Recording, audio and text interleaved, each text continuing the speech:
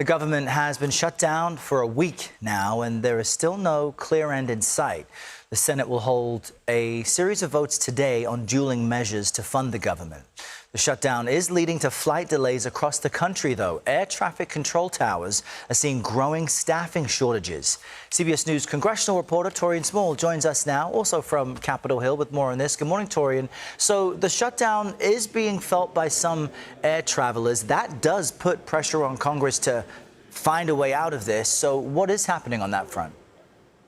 Yeah, Earl, according to an advisory from the FAA this week, Monday saw shortages in staffing at least a dozen facilities around the country, according to Transportation Secretary Sean Duffy. He believes part of the reason for this shortage is because of what's known as sick-outs. A number of employees are calling in, federal workers refusing to work under the guise that they just won't be receiving a paycheck. He believes that this shutdown is only exacerbating this, and the longer that this goes on, the more we'll see this. That's seeing a reverberation across the industry when it comes to these delays that we're seeing at some major airports like Atlanta, like Chicago, for example. He's encouraging, the Transportation Secretary, encouraging Congress to come back to the table to negotiate some type of resolution to this soon, or else we'll all be feeling the effects of this more.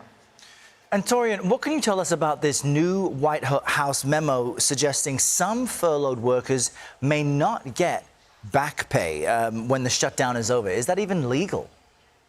Well, Trump administration officials are pointing to a 2019 law that came right after the last government shutdown that many interpreted as a guarantee that federal employees will receive back pay after the government is reinstated, it's refunded.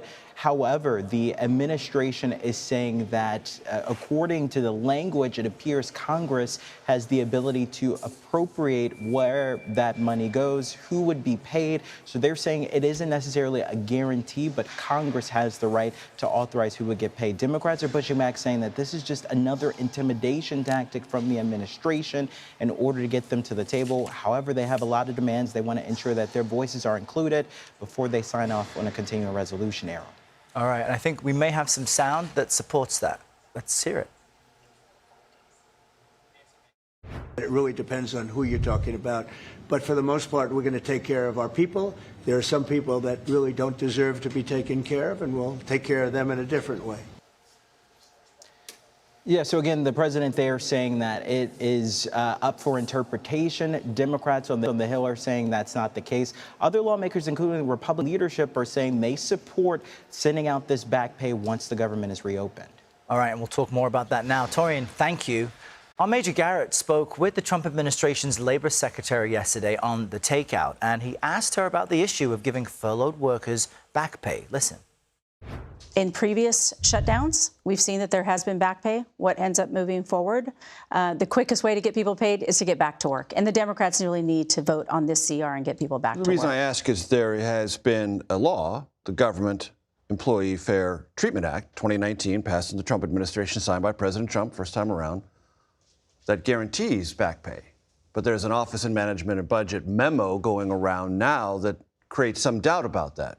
What's your knowledge of this situation? I haven't seen that memo from Russ Vought at the OMB. I know he's instrumental in the decisions that the president is working with through the executive branch. When Congress failed to do their job, that the process is it goes to the executive branch, and the president is leading this executive branch.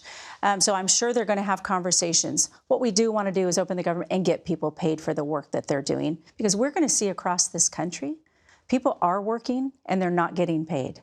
We're going to see people working, Border Patrol, ICE agents, who might get some pay. That's concerning for the American people when they're going to pay their mortgages, their car payments, their utility bills, provide for their families. We want the American people back to work.